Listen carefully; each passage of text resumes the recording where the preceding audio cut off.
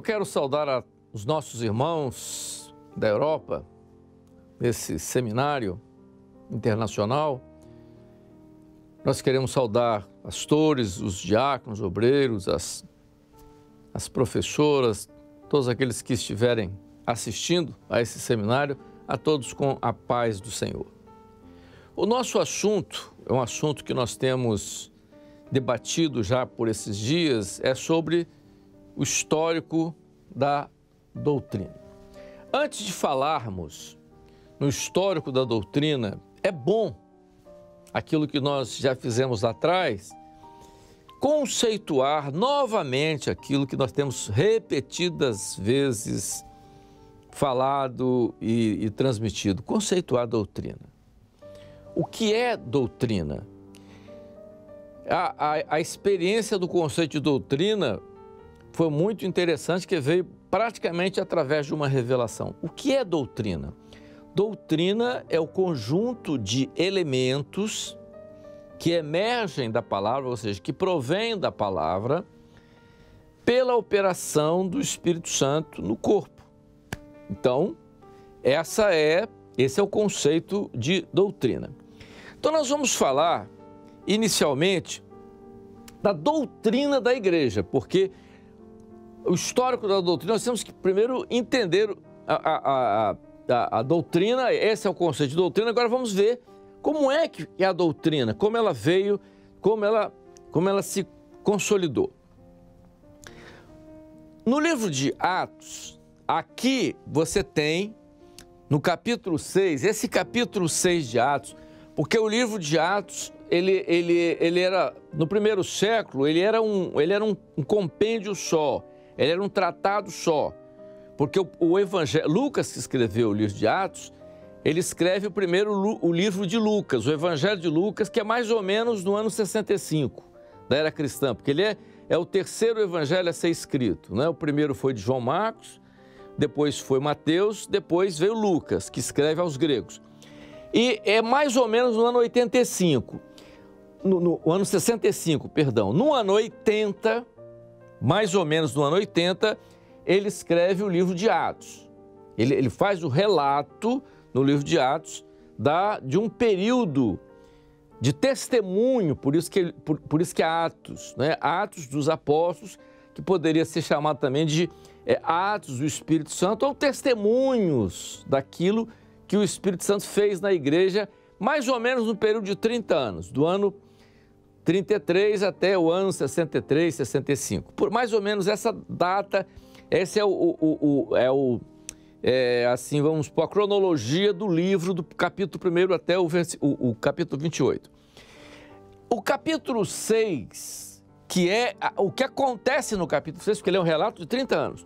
O que acontece no capítulo 6 deve ter acontecido antes do final do ano 40. Quer dizer, a igreja estava com um pouquinho menos de 10 anos de idade, porque os diáconos são levantados aqui nessa fase, e é nesse período aqui também que morre, né, Estevão, que é o diácono, que é o primeiro mártir ali na vida da igreja. Então, o que acontece aqui? Quando é o início daquilo que era o embrião da doutrina, né? Quer dizer, a doutrina está sendo gerada aqui no primeiro século, nós estudamos isso lá nas 7 cartas, como a igreja de Éfeso, a igreja do primeiro século, onde é gerada a doutrina da igreja. Toda a doutrina da igreja foi gerada no primeiro século. Por isso que os chamados evangélicos tradicionais acham que a manifestação do Espírito Santo através dos dons foi só para o primeiro século, porque nesse primeiro século estava sendo gerada a doutrina da igreja. Ele se baseia no texto de Paulo, quando diz, havendo ciência desaparecerá, havendo línguas cessarão, enfim, em parte profetizamos, em parte conhecemos, em parte profetizamos, mas quanto que é perfeito. Então eles alegam, esses teólogos dessa linha, alegam que perfeito era o cânon cristão, que não existia ainda. Mas nós sabemos que perfeito é Jesus na sua segunda vida, nós que somos pentecostais.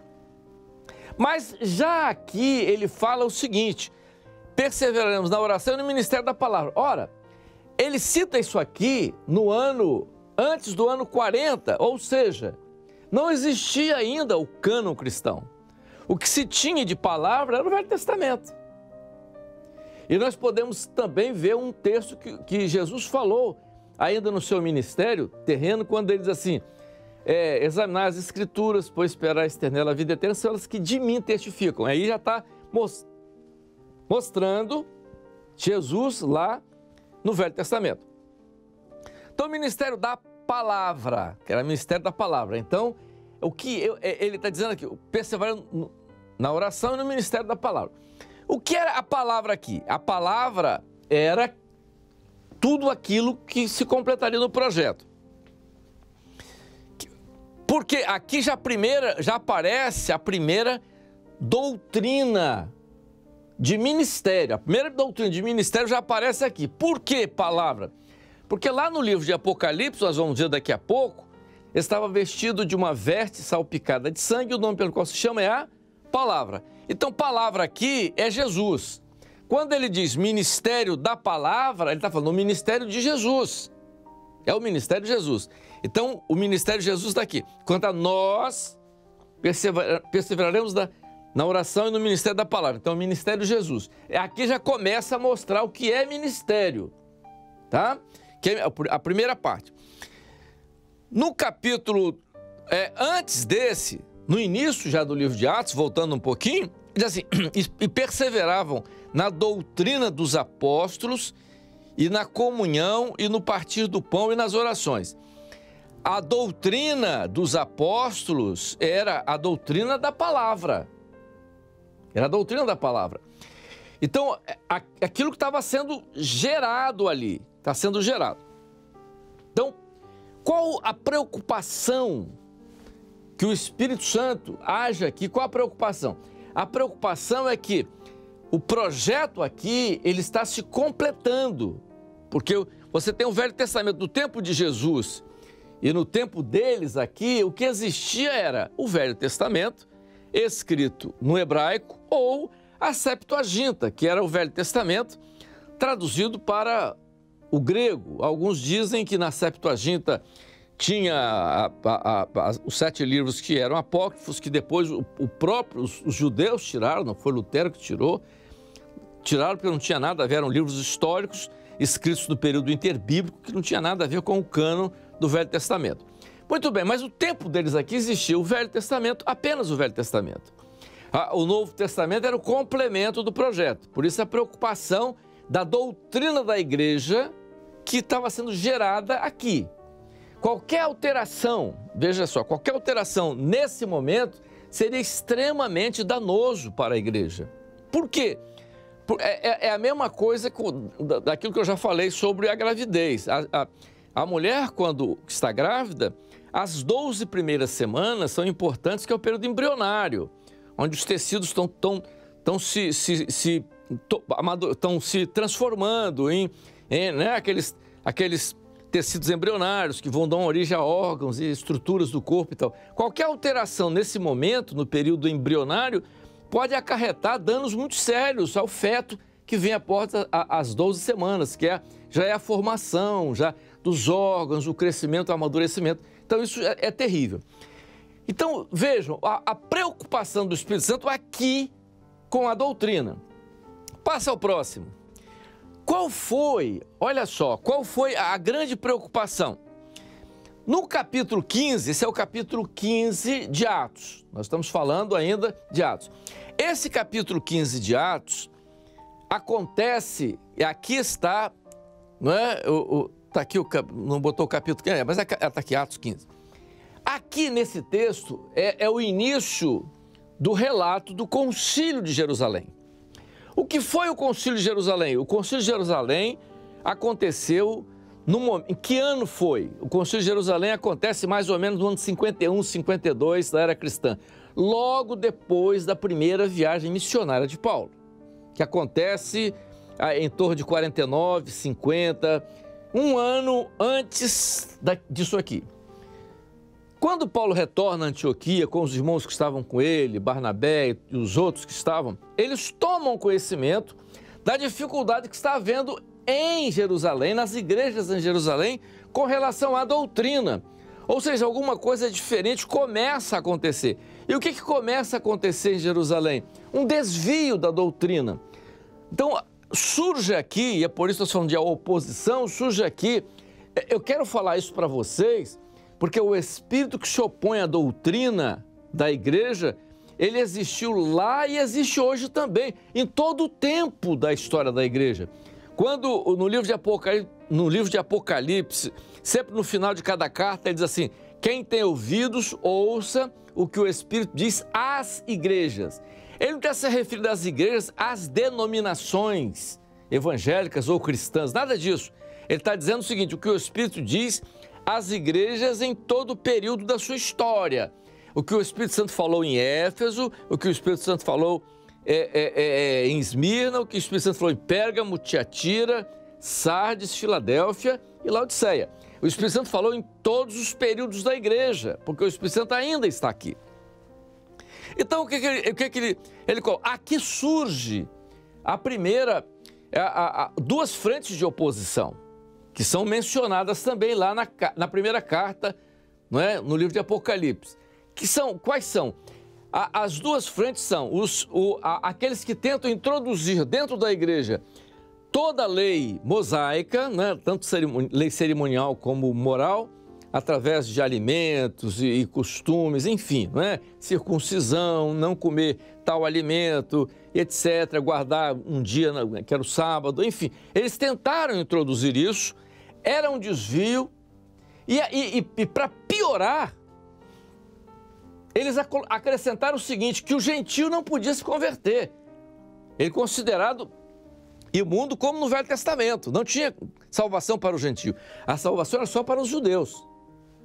Essa era a entrada do desvio aqui. O outro desvio que é citado lá na carta à igreja de Éfeso eram os nicolaítas, que segundo alguns historiadores era um grupo que surgiu de um desvio de um diácono, daqueles 7 que foram levantados, que se chamava Nicolau. Alguns historiadores dizem isso, né? Se discute muito sobre isso.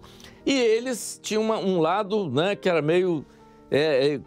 tinha umas coisas mais sensuais, algumas coisas assim, falavam que o pecado era maior, a graça era maior do que o pecado. Então, mas não vamos entrar em detalhe. Essas duas frentes de oposição criaram um problema seríssimo para a igreja lá em Jerusalém e começou a repercutir nas outras igrejas. Por isso o Concílio de Jerusalém foi importante para colocar isso em ordem. Tanto que Pedro, antes da reunião, teve uma visão, né? Mata e come, não torne imundo aquilo que Deus purificou. Muito bem. Então, e depois desse conselho aqui, as coisas entraram, não é? O testemunho de Paulo, né? Dos irmãos que participaram da experiência com os gentios, e foi dada aquela orientação para a igreja, e aí se dá um basta a essa oposição aí. Essa reunião é tão importante e tão fundamental para a igreja que Paulo, baseado nesse concílio de Jerusalém, escreve a primeira carta doutrinária, que é a carta aos Gálatas, quando ele diz que se alguém pregar outro evangelho, a expressão evangelho aqui, boas novas, você pode substituir por doutrina. Se alguém pregar doutrina diferente da que eu prego, da que eu estou anunciando, dizia Paulo aos Gálatas, seja anátema. Então, veja uma coisa interessante. Então, a doutrina que se dá lá no início da igreja. Então, houve um livramento ali. Continua. Quando nós começamos nessa obra, a obra que nós estamos... Aliás, as pessoas ficam dizendo assim, a obra é o apelido da Igreja Cristã Maranata. Não é isso não, a obra é uma palavra que está na Bíblia. Mas essa palavra obra ficou... Porque no início, o Senhor tinha dado uma revelação, queria realizar uma grande obra. Aí nós ficamos com aquela expressão, obra, que os crentes pegaram aquilo e adotaram isso como obra que o Senhor estava fazendo no nosso meio e tal. Tudo bem, é uma obra, e o Senhor quer realizar a sua obra. Quem quiser pode participar da sua obra. Aqui não é um privilégio exclusivo da Igreja Cristã Maranata. Nós nunca falamos isso, nem falamos que somos melhores do que alguém. Quem diz isso está completamente enganado. Nós fazemos aquilo que o Espírito Santo tem nos orientado dentro de um projeto dele. Muito bem. Na nossa experiência nessa obra, a primeira linha que o Senhor colocou e foi para a ordem no culto foi o sangue. Mas, ora, nós não tínhamos muita experiência com isso, tá tudo bem, mas a palavra diz o quê? Olha o que diz a carta aos Hebreus. A carta é escrita aos cristãos que vieram do judaísmo, aos cristãos judeus. Olha só. Tendo, pois, irmãos, ousadia para entrar no santuário pelo sangue de Jesus. Ora, nós aprendemos isso, o Senhor revelou, nós tínhamos uma dificuldade muito grande no culto, o início do culto era muito difícil, as pessoas às vezes caíam possessas, aquela coisa toda, e o culto era uma dificuldade, uma falta de reverência, e tudo aquilo sem saber. O Senhor deu uma revelação, não precisava nem ter dado, era só se nós estivéssemos vindo para a palavra. Por quê? Porque quando Jesus morre, né, vocês viram isso no estudo sobre tabernáculos, então o Santíssimo, né, quando ele morre lá no Calvário, o véu é rasgado, a cortina que separa o lugar santo do Santíssimo é aberto, e todo mundo teve acesso ao lugar santíssimo, onde só os sumos sacerdotes podiam entrar. Então, o que o Senhor fez? Está dizendo o seguinte: ousadia, quer dizer, ousadia, o que é ousadia? Ousadia, você não precisa de licença, você não precisa de pedir por favor.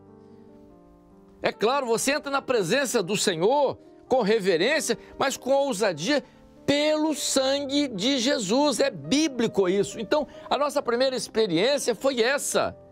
Nós podíamos fundamentar isso, foi a grande experiência doutrinária dessa obra, foi o sangue que está na palavra. Aquilo que João disse: se andarmos na luz como ele na luz está, temos comunhão uns com os outros, e o sangue de Jesus, seu Filho, nos purifica de todo pecado. Veja só, aqui já entra uma segunda doutrina que nós vamos falar lá na frente, que é corpo. O sangue e o corpo. Por quê?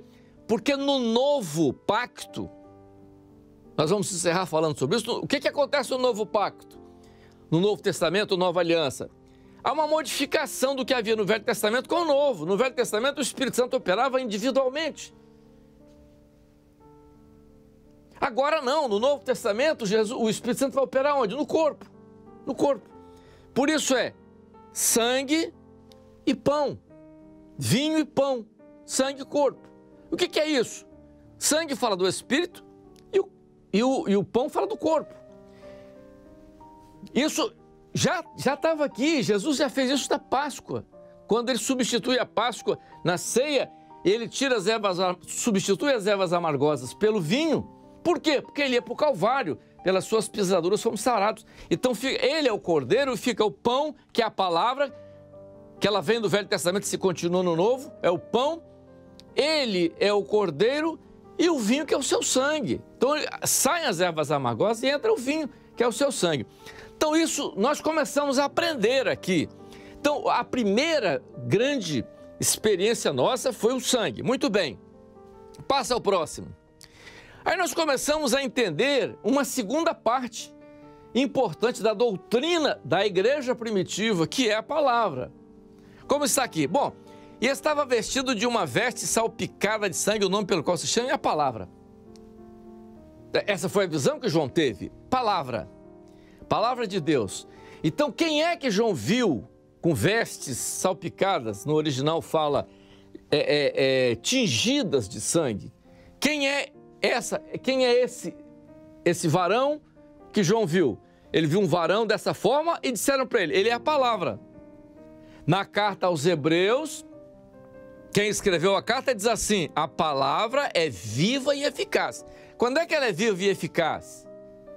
Quando ela sofre a ação do Espírito, porque a palavra dá vida, ela existe, foi inspirada. Mas a palavra viva, ela se revela hoje como? Quando o Espírito opera na palavra que foi inspirada e dá a palavra viva. Aí essa palavra viva é que é eficaz. Então, o que nós entendemos aqui? Começamos a entender aqui que a palavra, ela é fundamental. Então, foi a segunda experiência que nós tivemos, doutrinariamente, foi com a palavra. A partir daqui, então, nós começamos a ver entender todo o processo. Se nós tivéssemos adiantado mais um pouquinho, nós íamos ver aquilo que João viu lá na frente. E eles o venceram pelo sangue do Cordeiro e pela palavra. Então sangue e palavra. Então, o que é o sangue? Está aqui, vencer pelo sangue e a palavra. Essas duas doutrinas que não são nossas, são da Bíblia, são da igreja primitiva. O Senhor nos fez ver, voltar a ela. A grande experiência aqui, e nós vamos agora, essas foram as duas doutrinas, não é, que nós começamos a ter experiência com ela, mas a outra doutrina que praticamente está inserido dentro disso aqui, mas nós vamos chamar a atenção para vocês, é essa, passa. Muito bem, a terceira doutrina que veio a nós de maneira muito clara foi essa. Porque nessa nós começamos a dar forma, não só à igreja e aos ministérios, mas aquilo que o Espírito Santo queria, que está na palavra. Na primeira carta aos Coríntios, capítulo 12, na sequência dos dons espirituais, Paulo faz essa colocação, porque assim como o corpo é um e tem muitos membros, e todos os membros, sendo muitos, são um só corpo, assim é Cristo também. Aqui nós aprendemos uma coisa fundamental na vida da igreja, ou seja, o dom não é uma propriedade pessoal, o dom não é uma função isolada, o dom ele é uma função no corpo, por isso que Paulo mesmo diz que a igreja é corpo, a cabeça é Cristo. Aqui nós aprendemos um aspecto que está dentro da igreja local, onde o pastor tem o governo e os dons estão acontecendo dentro da igreja. Isso é fundamental. Por que o dom não pode ser isolado? Por que o dom não pode ter uma conotação pessoal? Porque senão ele comandaria toda a igreja e não é isso que Paulo ensina aqui. É por isso que tem a sabedoria na interpretação do dom, por isso que tem o discernimento para saber de onde vem o dom. Enfim, tudo isso nós aprendemos na doutrina de corpo, essa dependência do corpo. E já estava dentro daquilo que era o pacto, porque fala de pão e fala de vinho, quer dizer, fala de pão e vinho, que é corpo e sangue. Então, essa é a experiência da igreja. Então, assim como o corpo é um e tem muitos membros, e todos os membros, sendo muitos, são um só corpo, assim é Cristo também. O segundo aspecto, passa aqui, foi quando o Senhor mostrou que essa mesma colocação de corpo se dá também no ministério. Então, na carta aos Efésios, capítulo 4, verso 12, o que Paulo ensina? Querendo o aperfeiçoamento dos santos para a obra do ministério. Então, o ministério, ele se aperfeiçoa no corpo, com as orientações do Espírito Santo através do corpo, que é o presbitério. Por isso, Paulo, quando fala a Timóteo, ele diz assim, não desprezes o dom que é em ti, o qual te foi dado através de profecia com a imposição de mãos do presbitério. Então, é corpo. Então, o que é imposição de mãos do presbitério? A participação de corpo. Então, aqui é ministério. Os ministérios também estão ligados no corpo. Vejam, essas três doutrinas deram um norte para o nosso crescimento, para aquilo que caminhou até os nossos dias. Passa ao próximo. Aqui, aquilo que Paulo escreve agora aos Gálatas, eu disse depois do Concílio de Jerusalém, o perigo que você tem de você sair disso. Então, Paulo diz assim, agora já vos disse e de novo também vos digo, que se alguém vos anunciar outro evangelho que já receber, seja anátema. Paulo aqui chega a dizer o seguinte, se nós mesmo, quer dizer, ele fala sobre ele, ou um anjo do céu voltar a entregar um evangelho, ou seja, uma doutrina diferente dessa, seja anátema. Então, o que ele está dizendo? Qualquer um pode negar isso, mas se ele negar isso, isso é anátema. Ele pregou isso e agora nega isso, isso é anátema. O que é isso? Então, os que pregaram e negaram isso. Então, vamos lá para o próximo, o que significa? O que significa isso? Isso significa, aqui, pode passar o próximo, ele está falando aqui, ó, persuado eu agora a homens ou a Deus, ou procuro agradar a homens, se estiver saindo agradando aos homens, não seria servo de Cristo. Faço-vos saber que o evangelho que por mim foi anunciado não é segundo os homens, não recebi nem aprendi de homem algum, mas pela revelação de Jesus Cristo. Veja o que Paulo escreve aqui na segunda carta. Ele diz, o qual nos fez também capazes de ser ministros de um novo testamento, não da letra. Ou seja, o ministério é do Novo Testamento. O que é Novo Testamento? O Novo Testamento é o novo pacto, a nova aliança. O que é isso? É pão e vinho. A Páscoa é substituída pela ceia, pão e vinho, tira as ervas amargosas. Que é o pão? É o projeto, é a palavra que continua no Velho, vem o Velho e continua no Novo Testamento, é o projeto. E o vinho é o quê? O seu sangue. Ele troca as ervas amargosas pelo seu sangue, como o profeta Isaías fala, e o cordeiro é ele. Então agora o que entra? O ministério do Novo Testamento é o quê? É pão e vinho. Então, o que é o ministério que Paulo se refere? É aquilo que ele disse a Timóteo. Não despreza o dom que há em ti, o qual te foi dado por profecia. O que é isso? Espírito Santo. O que é isso? Vinho. Com a imposição do presbitério. O que é presbitério? Corpo, pão. Então, esse é o ministério do novo pacto. Então, esse ministério não é profissão, não é título. Esse ministério é função. Então, quando você sai dessa função, você não tem mais ministério. Está muito claro aqui. Passa ao próximo. Vamos continuar aqui, irmãos. Já concluindo toda essa aula, vamos voltar àquele texto do início. Esses dois textos do início que falam do momento da doutrina básica que o Senhor nos deu, que foi sangue, palavra e corpo. E veja só, aí você identifica a figura da Trindade. Aí você, como? O sangue que fala do Espírito, você vê a palavra que é do Pai, que ela vem lá do Velho Testamento e continua, porque é um projeto só, e corpo que fala do Filho. Então você tem Espírito, Pai, Filho, a Trindade configurando aí. Aqui mesmo você já vê a figura de corpo, já está aqui também. Porque quando ele vê a palavra, ele vê Jesus. Quem é Jesus? Jesus é corpo. Então aqui também você vê também a figura de corpo. Mas o que é mais importante para nós nos nossos dias? Eu disse que no início da igreja houve uma oposição à doutrina que estava sendo gerada. E a oposição era para descaracterizar o projeto. O que era descaracterizar o projeto? Para descaracterizar o projeto é tirar exatamente o fundamento do projeto. E isso aconteceu de forma muito clara, muito clara. Começa na igreja de Pérgamo e dá continuidade na igreja de Tiatira. Então você vê Pérgamo e Tiatira, essas duas começam. O que acontece ali? Então, a figura da apostasia e da heresia, que era, na verdade, o que estava acontecendo dentro da igreja em Jerusalém.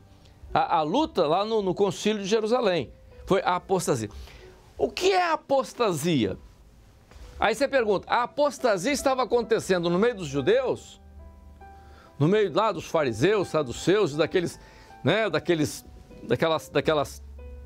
teorias religiosas que existiam lá, além dessas? A apostasia estava acontecendo no meio deles? Não.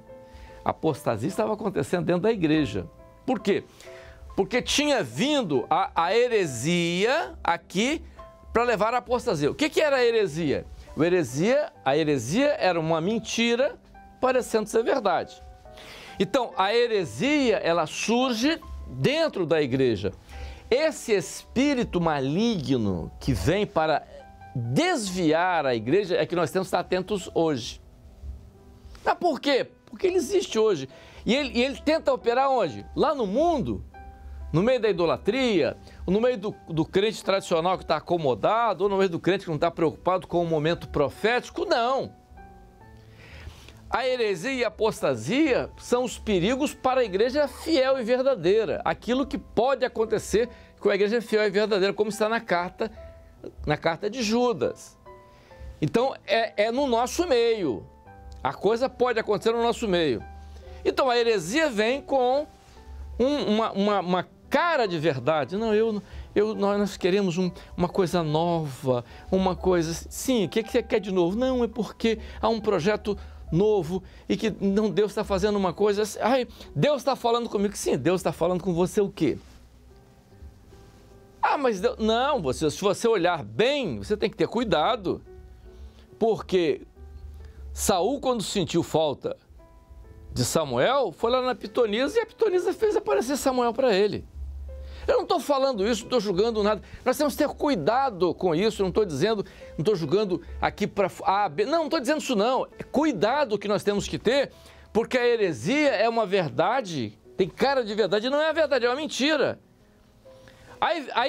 O que essa mentira faz? Ela gera um desvio, que é a apostasia. Mas como que acontece? É sutil. É sutil. Como que é sutil? Muito bem. A primeira experiência que o Senhor nos deu no início foi o sangue, a palavra e depois corpo.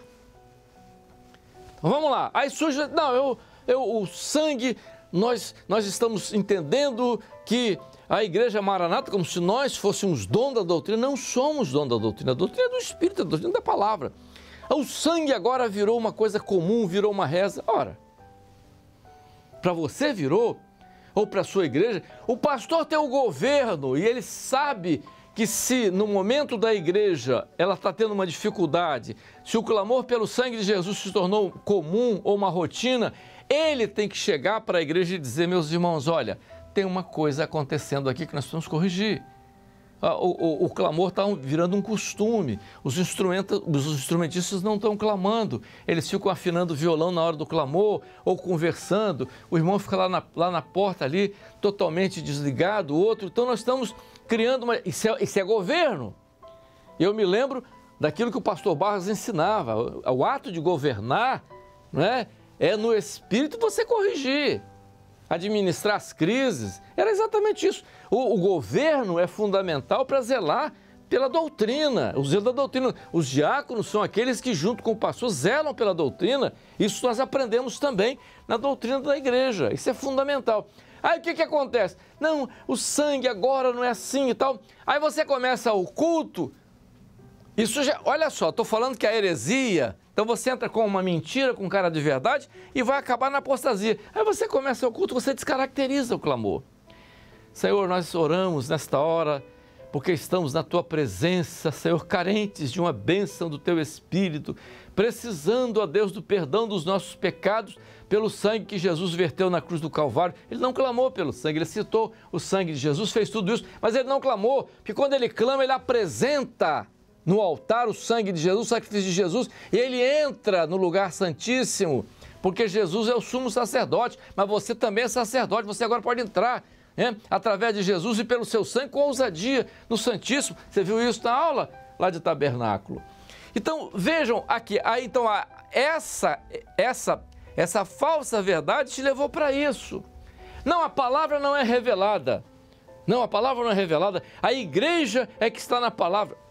Meus irmãos, esses desvios, a Bíblia diz o seguinte, então, e nós aprendemos isso recentemente, a igreja verdadeira é aquela que identifica na palavra o momento profético que ela está vivendo. Qual é o momento profético que a igreja dos últimos dias está vivendo? O momento profético é o breve. O tempo é da igreja de Laodiceia, mas a igreja que vai ser arrebatada tem as características de Filadélfia. É isso que nós aprendemos nos seminários. O tempo é Laodiceia, mas a igreja que vai ser arrebatada tem as características de Filadélfia. Então nós aprendemos isso, nós vivemos isso. Essa é a experiência, então, esse desvio aqui, que é uma oposição à doutrina, que tinha lá na igreja primitiva, o Espírito está operando do mesmo jeito. Ah, você está saindo de quê? Não, porque eu estou saindo porque eu não gosto de satélite. Muito bem. O que tem um satélite? É um satélite. Não, você vê futebol, satélite. Você vê Olimpíada, satélite. Você vê jornal, satélite. Tudo é satélite. Então você não gosta do conteúdo do satélite? Ora bem, quando o senhor colocou isso para nós, há mais de 10 anos atrás, o que é que o senhor queria? Tanto que a nossa rádio tinha outro nome, e quando nós adquirimos a nossa e colocamos em outro, o senhor disse que o nome da rádio seria Manaim. Por que Manaim?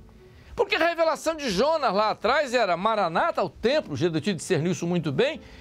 Jonas disse que a igreja se chamaria Maranata Manaim, e o Gedeuti disse, não, Maranata é o templo e Manaim é o lugar de onde nós vamos divulgar a doutrina, unificar a doutrina, perfeito. Então a igreja, a rádio é Manaim, por quê? Porque ela é responsável pela agilidade, pela rapidez, como o senhor disse há uns anos atrás, que queria mais rapidez com relação à divulgação da doutrina. A doutrina tinha que ser mais dinâmica e mais rápida. E por isso o senhor fez isso conosco e nos trouxe até aqui, meus irmãos. Vejam, concluindo tudo isso, nós temos que estar atentos. Por quê? Porque eu vou terminar dizendo o seguinte, está fazendo um ano, né? Foi 24 de novembro, praticamente um ano, que o Senhor deu aquela revelação que houvesse uma mensagem para o mundo. E a mensagem foi trombetas e festas. Foi divulgado e eu repetido outras vezes e tal. Era um alerta. Nessa época, depois dessa mensagem, o Senhor deu uma palavra dizendo que nós estivéssemos vigilantes porque poderíamos ser pegos de surpresa em alguma coisa.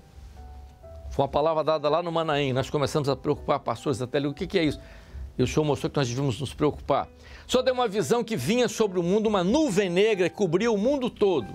Nós não sabíamos o que era, foi final de 2019.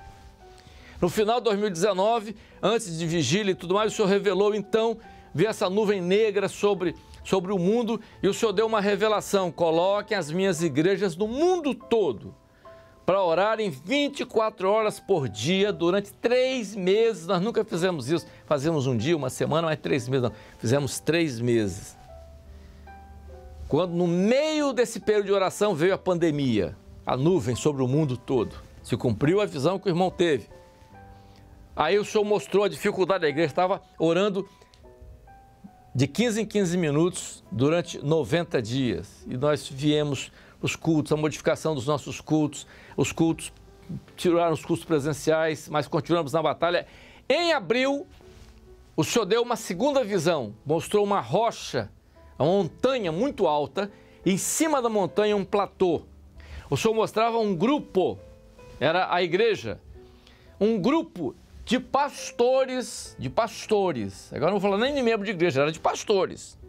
O Senhor mostrou que um grupo chegava, depois da pandemia, chegava num grupo com muita facilidade. Acho que eram pastores, ungidos e diáconos, mas acho que eram pastores, ungidos e diáconos. Mais ou menos isso, não sei se era só, era mais ou menos esses 3 grupos. Se não me falha a memória, mas a visão era essa. Um grupo chegava com muita facilidade no topo da montanha. Outro grupo, no final da pandemia, outro grupo chegava também, mas com uma certa dificuldade. E um grupo pequeno não chegava. Não saía de baixo, ficava na caminhada. Isso o Senhor deu em abril desse ano. Depois das trombetas e festas, depois dos 90 dias de clamor e tal. Então, meus irmãos, tudo o que está acontecendo à nossa volta está dentro de um projeto profético e que nós sabemos que é importante. E você que está aí na Europa, você que sabe, o Espírito Santo está à frente dessa obra. Nós temos que lutar para estarmos na dependência disso, porque essa obra é a obra do fim. Quando o Senhor nos deu o nome lá atrás, o Senhor disse que era a mensagem da última igreja. A paz do Senhor para todos, que o Senhor nos abençoe.